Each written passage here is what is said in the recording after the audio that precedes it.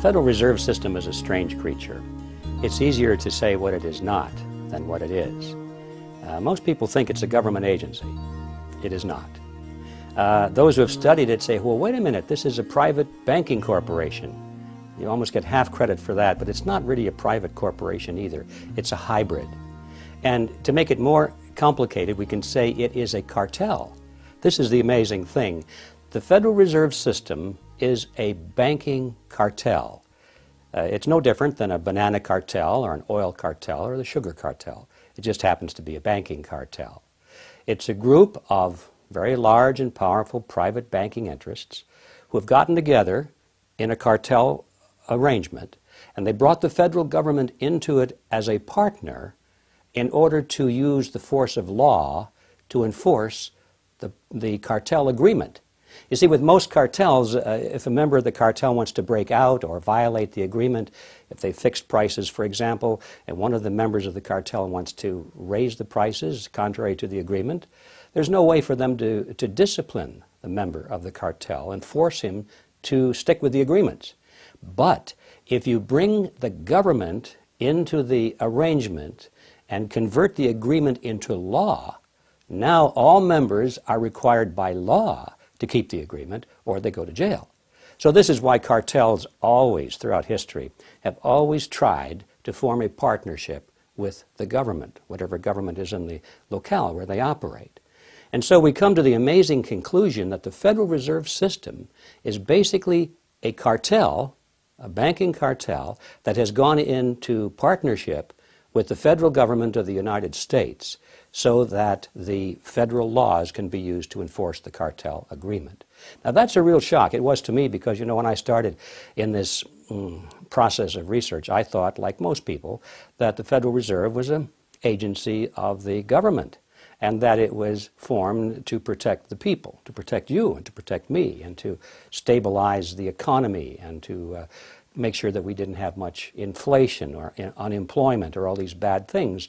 And you know, when the chairman of the Federal Reserve comes before Congress or before the television cameras and he's asked to explain why they raised the interest rates this month or why they lowered them or whatever they did, the chairman always says, well, we did it for you folks.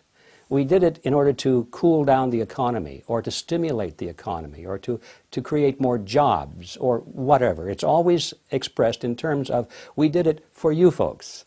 It wouldn't go too well if they said, well, we really did it because it helped the banks. People would say, what did he say? You know? But you can imagine the head of the banana cartel saying, well, why did you raise the price of bananas this month? Well, we did it for you folks to make sure that that there would be enough stimulus in the economy that we would always have bananas, you see. Anyway, back to the question. What is the Federal Reserve System? It is a cartel, and it's a hybrid organization. There are very few like it in existence. It seems to have some of the characteristics of a government agency because the government is involved, and it seems to have some characteristics of a private corporation because it's actually owned by private banks. But it's neither of the two. It's a hybrid. And when it comes to ownership, for example, the member banks actually own the Federal Reserve System, but those certificates of ownership do not carry the usual prerogatives of ownership. For example, the banks can't sell the shares. If you can't sell something, you don't really own it.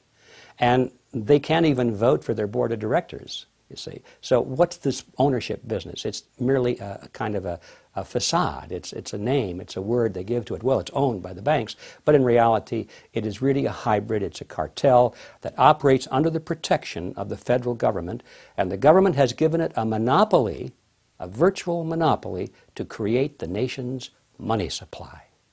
Now, I have no doubt that the members of the Federal Reserve System, the banking cartel, want to see the economy as strong as possible. They don't want to kill the goose that laid the golden egg.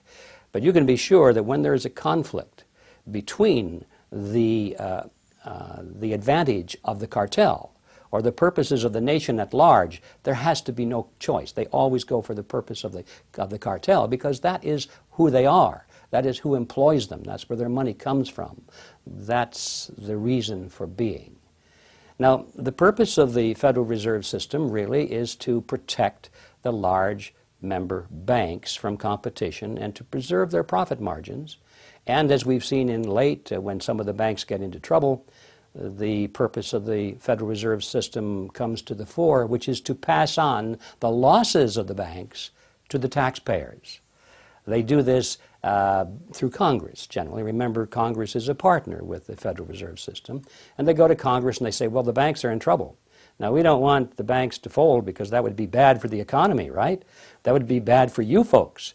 And so, since it's for you folks that we're doing this, the congressmen kick in the extra money to bail out the banks, to guarantee the loans, to guarantee the interest payments from the countries that are going bankrupt and can't make their interest payments to the bank and so forth, whether it's Mexico or China or Russia or some country in Africa or Asia.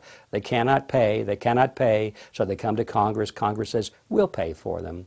And it seems like it's a humanitarian thing, when in reality, all they're doing is transferring tax dollars from you and from me to these countries so they can continue to make interest payments to the banks, so the banks don't have to write off these loans as bad loans. So that's another purpose of the Federal Reserve System, is to pass off the losses of the cartel members to the taxpayers. And most people don't realize that, but when you see how it has operated over the years, it's very clear. The purpose of the Federal Reserve System is to promote the best interests of the banking members of the cartel. So what we have here is a banking cartel which has gone into partnership with the federal government, and they've used this cozy relationship so that the government has given the banks the power to create the nation's money supply. The banks now, these private banks, have the monopoly over the nation's money supply. And that's not too shabby a deal.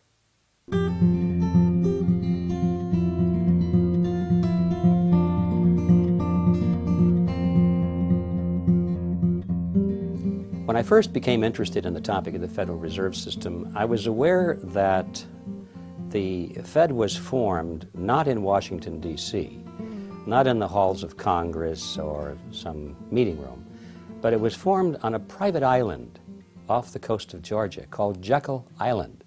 That's the reason I called my book The Creature from Jekyll Island, because here it was a strange thing that something as important as the Federal Reserve System was created on a private island off the coast of Georgia. That aroused my curiosity.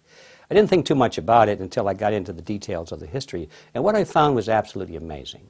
First of all, this island in those days was privately owned. It was a resort island. It was a club. They called the Jekyll Island Club. And its members were a relatively small group of billionaires from New York, people like J.P. Morgan and William Rockefeller and their business associates and their families. And they went there during the cold winter months because they wanted to get away from the ice and snow from New York. And so Jekyll Island in those days was a private resort, and they had a beautiful clubhouse there. In fact, it's still standing for anybody who wants to go there and visit it. The island has been preserved, in many of these cottages, which they called them in those days, which were the summer resort homes of the very wealthy, are still there, and you can visit them, and it's quite an example of the elegance and opulence of the turn of the century. But the key feature is the clubhouse. And the clubhouse is where this meeting took place. And I thought, isn't that strange? And I got into it and I discovered that not only did they go to this island for the meeting, but they went under conditions of great secrecy. I can assure you that very few wars of history have ever been plotted under conditions of greater secrecy than that. For example, when they went to the island, they all traveled aboard the private railroad car of Senator Nelson Aldrich. He sent his railroad car to the New Jersey Railroad Station. This was November of 1910, and he and 6 other men, who I'll describe in a moment, arrived under conditions that they were told they mustn't be seen together. They couldn't come together. They couldn't dine together on that evening. And they must avoid newspaper reporters at all costs, because in those days, newspaper reporters used to hang out at the